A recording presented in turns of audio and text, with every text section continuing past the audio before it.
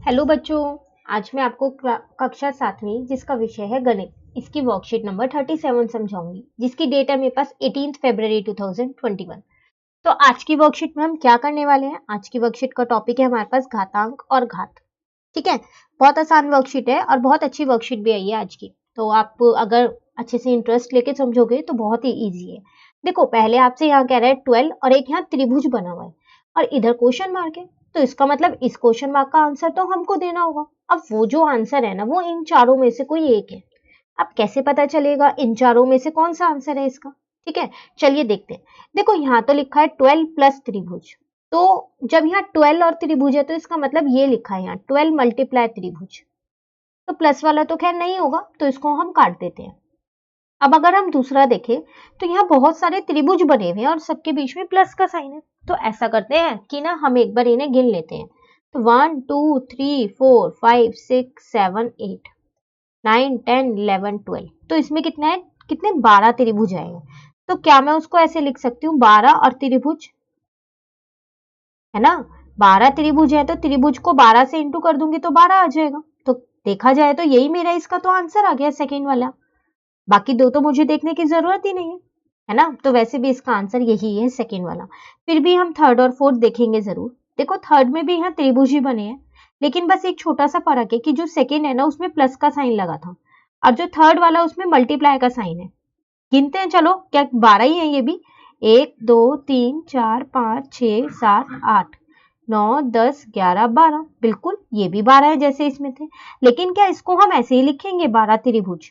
नहीं, ये लिखेंगे त्रिभुज और उसका जो घात है उसको 12 करेंगे, है ना? हम ऐसे ही तो लिखते हैं। अगर मैं यहाँ पर लिखूं 2 की घात 3 तो उसको कैसे लिखोगे? 2 इंटू 2 इंटू 2, 2 को 3 बार लिख दोगे। अब मैंने यहाँ पर त्रिभुज की घात 12 लगा दी तो त्रिभुज को कितनी बार कर दोगे? त्रिभुज इंटू त्रिभुज करते करते 12 बार कर दोगे। अब वही चीज तो यहाँ लिखी थी, तो इसका मतलब ये इसका आंसर नहीं है। ठीक है, फोर्थ वाला देखते हैं। अब देखो, यहाँ तो दो त्रिभुज बने हैं तो इसको मैं ये लिख सकती हूँ ना 12 मल्टीप्लाई और यहाँ पर 2। दो त्रिभुज है, दोनों को जोड़ दिया तो ये तो मेरा 24 और फिर त्रिभुज आ गया, तो ये भी नहीं होगा। तो इसका मतलब हमने जो सेकेंड आंसर निकाला है वो सही निकाला है। ठीक है, चलिए। अब एक गेम है, यहाँ लिखा है आओ खेले। पार्सल पास करना है आपको। ठीक है, कैसे करना है? जैसे कि पार्सल फिलहाल यहाँ पर है। देखो, इनको सॉल्व करना है। सॉल्व करने के ना इसमें कई सारे रूल है। रूल जैसे कि बोले तो फर्स्ट रूल मैं आपको बताती हूँ। जैसे आप देख लो, यहाँ पर 2 की पावर 4 और 2 की पावर 6 है, ये लिखा है। आप देखो, सबसे पहली बात तो इसको मैं यहाँ पर लिख देती हूँ। ये आपको पता है कि ये घात होती है। ठीक है, ये होता है हमारे पास यहाँ पर। आप इसको आधार बोलो, बेस या आधार कुछ भी बोलो। ठीक है, इसको बोलते हैं बेस और इस ऊपर वाले को घात बोलते हैं। ठीक है ना? अब जब भी ये जो बेस है ये दोनों एक जैसे हो, जैसे कि आपको दिख रहा है इस केस में ये दोनों एक जैसे हैं, और बीच में ये डॉट, डॉट का मतलब क्या होता है? डॉट का मतलब मल्टीप्लाई होता है। ठीक है, आप यहाँ पर इसको ये भी लिख सकते हो, एक ही बात है। ठीक है, तो जब भी दोनों के बेस सेम हो और बीच में मल्टीप्लाई हो तो जो ये घात होती है ना ये जुड़ जाती है।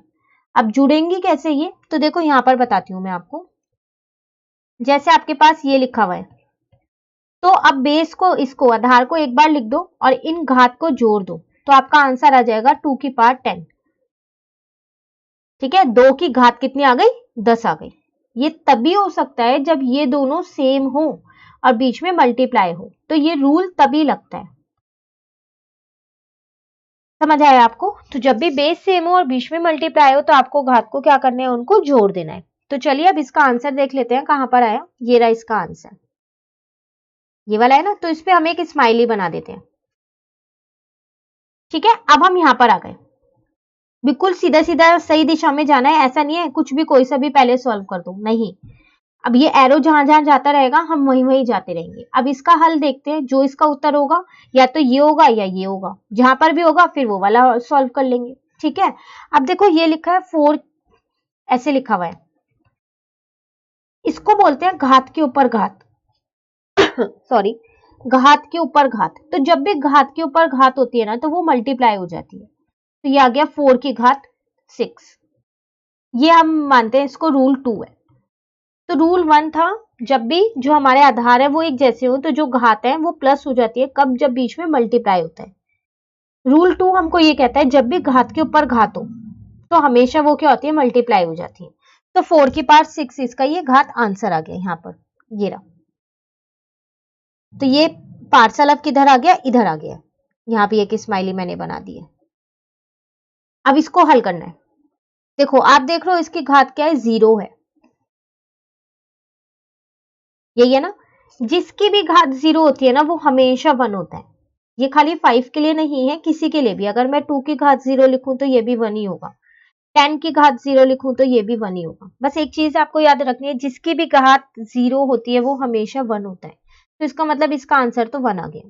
तो 1 कहां पर है भाई? यहाँ पर है। तो अब हम इधर चले गए और यहाँ पर स्माइली बना दी। ये रहा इसका 1 आंसर, इसका आंसर ये रहा। ठीक है, अब हमें इसे हल करना है। तो अगर आप देखो तो ये तो कुछ जो हमने पहले वाला किया था उसके जैसे ही लग रहा है। दोनों के ये जो बेस है ये सेम है, लेकिन आप ध्यान से देखो पहले वाले में मल्टीप्लाई था और यहाँ पर बीच में डिवाइड है। तो फिर ये एक रूल है मेरे पास, वो मैं यहाँ बताती हूँ। तो 6 की घात 3 है, 6 है यहाँ पर, और 6 की घात यहाँ 3 है। तो देखो ये दोनों सेम है, अब जब बीच में डिवाइड हो तो अब घात क्या हो जाएंगी? माइनस हो जाएंगी। जब बीच में मल्टीप्लाई होता है तो प्लस हो जाती है। अगर ये लिखा होता, सिर्फ मैंने साइन चेंज किया है, तो आप इन्हें प्लस करते तो ये आता आंसर, लेकिन ये नहीं लिखा है तो इसे छोड़ दो। अब यहाँ पर ये लिखा हुआ है ना, तो घात माइनस हो जाएंगी, तो आंसर ये आ जाएगा। ठीक है, तो ये आ गया आंसर। अब हम पहुंच गए हैं यहाँ पर, स्माइली बना देते हैं यहाँ भी।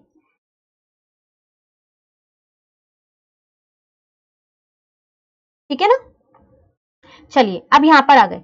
अब अगर आप सोच रहे होंगे कि ये वाला और पहले वाला जो था वो तो सेम है, डॉट लगाए दोनों में, तो ध्यान से देखो एक चीज का फर्क है। यहाँ पर जो ये दोनों बेस थे ये सेम थे, और यहाँ पर जो ये दोनों बेस है वो अलग है। लेकिन हाँ, दोनों की यहाँ घात सेम है और यहाँ अलग है, तो इसका अलग रूल होता है। देखो क्या होता है,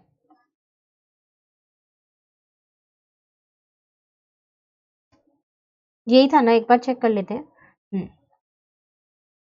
तो देखो जब ये बेस सेम हो और जो ये घात है ये अलग हो, तो कुछ नहीं करना, इनको एक साथ लिख दो और घात को एक बार लिख दो।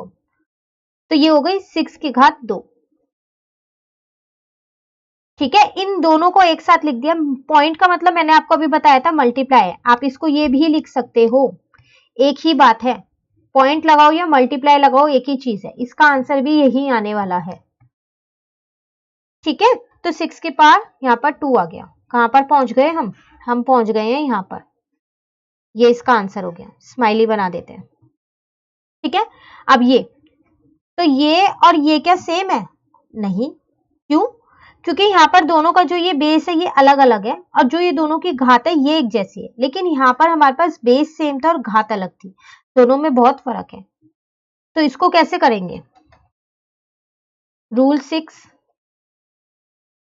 यही लिखा हुआ है ना आपके पास, तो ठीक है, डिवाइड में है ना, तो इसको हम डिवाइड में लिख देते हैं और घात एक बार लगा देते हैं। जैसे हमने मल्टीप्लाई में किया इस वाले रूल 5 में, ऐसे रूल 6 में कर दिया। बस वहां मल्टीप्लाई था, यहाँ डिवाइड था। ठीक है ना, तो इसका आंसर कितना आ गया? ये आ गया, यहाँ पर है। ये स्माइली बना दी। अब हम इस पे आ गए। अब देखो ये पहला क्वेश्चन एक ऐसा है जिसमें घात जो है वो माइनस की है, बाकी सब में तो प्लस की दिख रही थी, यहाँ माइनस की है। तो इसको कैसे करेंगे? तो देखो कैसे करेंगे इसको, ये लिखा है ना, तो जब भी आप पे घात माइनस की हो ना, तो जो ये है बेस, इसको पलट दो। पलट दो मतलब रेसिप्रोकल कर दो। तो 7 का 1/7 और ये प्लस बन जाती है। किसी के भी साथ अगर मान लो कोई और उदाहरण दूं, जैसे ये लिखा है तो इसको ये लिख दो फिर। लेकिन अगर ये लिखा है तो क्या करूंगी? पलटना है हर केस में, चाहे ये जो बेस है वो कुछ भी हो, जब भी घात माइनस की होगी उसे पलटना ही पलटना है। 1/2 को पलट दो 2/1 और ये प्लस की बना दो। ठीक है ना, तो इसका मतलब हमारा जो क्वेश्चन था उसका आंसर तो ये आएगा। चलिए ऊपर आ जाते हैं वापसी, यहां पर आ गए हम। ये रहा वो आंसर, ये रही हमारी स्माइली। ठीक है, अब ये तो हम पहले ही हल कर चुके हैं, फिर वापसी वही गेम शुरू हो गया। तो इसका मतलब हमारा गेम यहाँ कंप्लीट हो चुका है। पहले हम यहाँ पर थे, मैं बता देती हूँ कहाँ कहाँ गए हम इस गेम को खेलते खेलते। पहले हम यहाँ थे, फिर हम यहाँ आ गए, फिर हम यहाँ चले गए, फिर हम यहाँ चले गए, फिर यहाँ गए, फिर यहाँ गए और फिर वापसी यहीं आ गए। ठीक है, अब इन सब में एक ये बेचारा अलग सा रह गया है जिसको हमने यहाँ पर हल ही नहीं किया है। लेकिन अगर आप देखो तो इसमें वही वाला रूल लगने वाला है जो इसके अंदर लगा था, क्योंकि ये घात के ऊपर घाती है, लगने वाला है ना जो हमने इसमें लगाया था। तो ये वाला तो मैं आपको नहीं करवा रही हूँ, क्योंकि ये मुझे आप करके देने वाले हो, कमेंट करके आप मुझे इसका आंसर बताने वाले हो। अब जिसको रूल 2 समझ में आया होगा वो इसका आंसर एकदम सही से ही देगा। ठीक है, और इस गेम के अंदर ही है इसका आंसर, आप ढूंढना चाहो तो आपको इस गेम के अंदर ही मिल जाएगा इसका आंसर। ठीक है, तो अब जब आप इसको सॉल्व कर लोगे तो उसके बाद इसको सॉल्व करके देखना, आपको खुद ही पता चल जाएगा क्या आंसर है। और जब आंसर पता चल जाए तो कमेंट करके मुझे बता देना। ठीक है ना, चलिए आगे बढ़ते हैं। अब कह रहे हैं जिन्होंने खेल पूरा कर लिया है अब उनको ये वाला क्वेश्चन का आंसर दे रहे हैं। तो हमारा गेम तो हो गया ना पूरा। तो चलो यहाँ देखते हैं क्या कह रहे हैं। आज की तारीख को अभाज्य गुणनखंड की घातों के गुणनफल के रूप में व्यक्त कीजिए। तो पहली बात तो आज की तारीख पता होनी चाहिए। तो आज की तारीख 18 है, क्योंकि 18 तारीख की वर्कशीट है हमारे पास। तो अगर हम इसके यहाँ पर ही निकाल लेते हैं, गुणनखंड निकालूं, यहाँ निकाल देती हूँ मैं। तो 2 9 जा, 3 3 जा और 3 1 जा। तो इसका मतलब 2 इंटू 3 इंटू 3 घातों के रूप में लिखना है। तो 2 इंटू 3 की घात 2, 3 की घात 2 आ जाएगी ना, क्योंकि 2 बार 3 है। और अगर मैं इसमें अपना रूल लगाऊं तो देखो यहाँ पर 3 इंटू 3 है, इनके ऊपर एक एक है घात, जब कुछ भी नहीं होता है तो 1 होती है। तो देखो ये बेस सेम है, बीच में मल्टीप्लाई है, तो घात प्लस हो जाती है। रूल 1 हमने यही सीखा है, आ गया ना। आप डायरेक्ट भी लिख सकते हो, रूल लगा के भी लिख सकते हो। ठीक है, चलिए अब कह रहा है सोचो कौन बड़ा है। तो यहाँ पर 2 दे रखे हैं, ये बताना है कौन बड़ा है। ये कह रहा है मैं बड़ा हूं, ये कह रहा है नहीं मैं बड़ा हूं। तो हमें बताना है कि इन दोनों में से कौन सा बड़ा है। ये देखने से पहले एक छोटी सी चीज मैं आपको यहाँ बताना चाहूंगी। देखो आपको पता है कि 1 पे कितनी भी घात लगा लो आंसर हमेशा 1 ही आना है। 1 इंटू 1 1 ही आएगा। फिर 1 पे अगर मैंने 5 लिखा तो 1 into 1 into 1 into 1 into 1 into 1, तो 5 1 ही आने वाला है। ऐसा तो नहीं है कि जैसे घात बढ़ेगी 1 की तो ये आंसर बदल जाएगा, कभी नहीं बदलेगा, हमेशा 1 ही रहने वाला है, क्योंकि 1 से 1 को इंटू करेंगे तो 1 ही आएगा। हाँ, लेकिन अगर मैं इसको ये लिख दूं -1 की घात 2, तो क्या अभी भी मेरा आंसर 1 आएगा? चलिए चेक कर लेते हैं। 2 बार लिख देते हैं -1 को, तो इस माइनस से माइनस कट गया, तो 1 इंटू 1 तो 1 ही आ रहा है। हाँ भाई 1 ही आ रहा है, -1 की घात 2 या 1 की घात 2 1 ही आने वाला है। तो इसका मतलब तो फिर -1 की घात अगर मैं 5 लिखूंगी तो भी मेरा आंसर 1 ही आएगा, क्योंकि 1 की घात जब मैंने 5 की थी तो 1 ही आया था। चलो 5 बार फिर लिख के देख लेते हैं।